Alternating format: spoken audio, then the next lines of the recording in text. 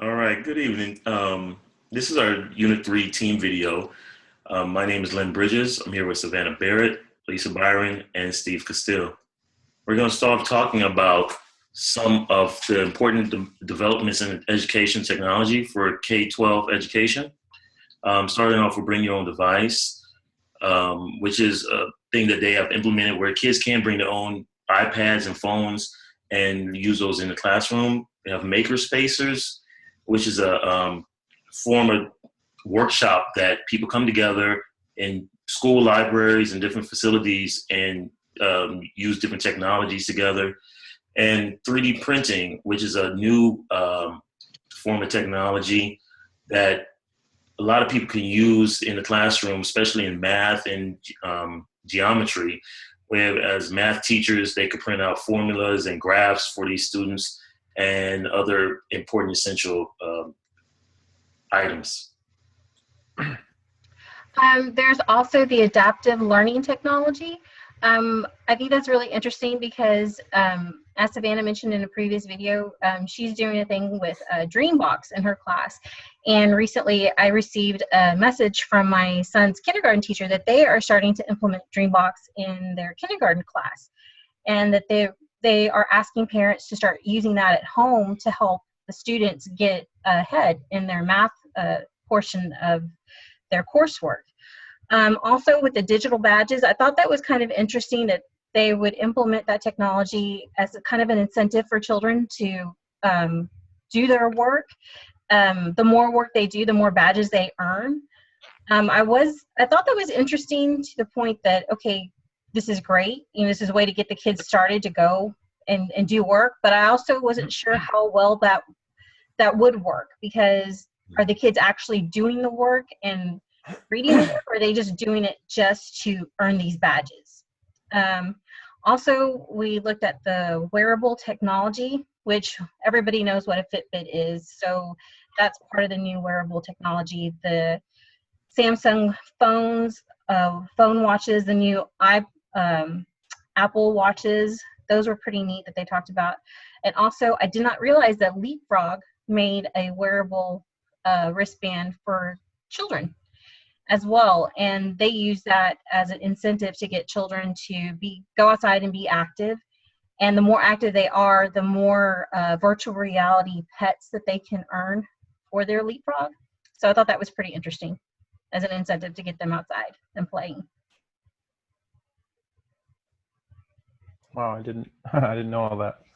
I read a different report, 2015 higher education. I am planning to be an administrator, so I just compared it with the ISTE standard for the admin. Based on the admin ISTE standards, there's a direct correlation between being an administrator and the direction of technology in the classroom. A quote from the Horizon Report is, in order to breed innovation and adapt the economic needs, higher education institutions must be structured in ways that allow for flexibility and spur creativity in entrepreneurial thinking. The first topic from the ISTE standard for the administration is to ensure instructional innovation focused on continuous improvement of the digital age of learning. This is just, we do this in my school, Pasadena ISD, and in the whole district. Continually, we see the administration pressing for technology use in the classroom and with the new and improved apps and everything every year. So it's definitely the direction that we're headed. And to continue with your technology in the classroom, I read the Horizon Report for the European edition. In the technology in the classroom, there's so much growth with students using social media, and it's growing at a rapid pace, and teachers in different schools. And in my class, or in my school, we use ClassDojo and Living Tree to stay connected.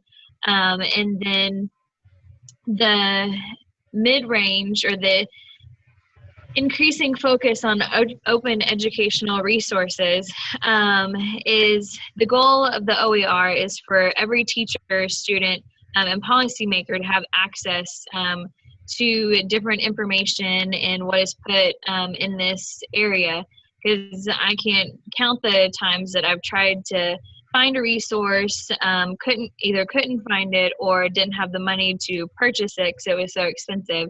But all these resources that are found on the OER are free and accessible to everyone. And then the last part of the article was data-driven learning.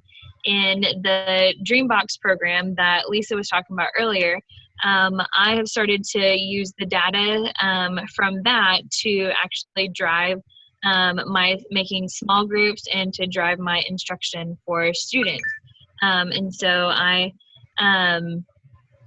really used data-driven learning and assessment for my class almost every day in that.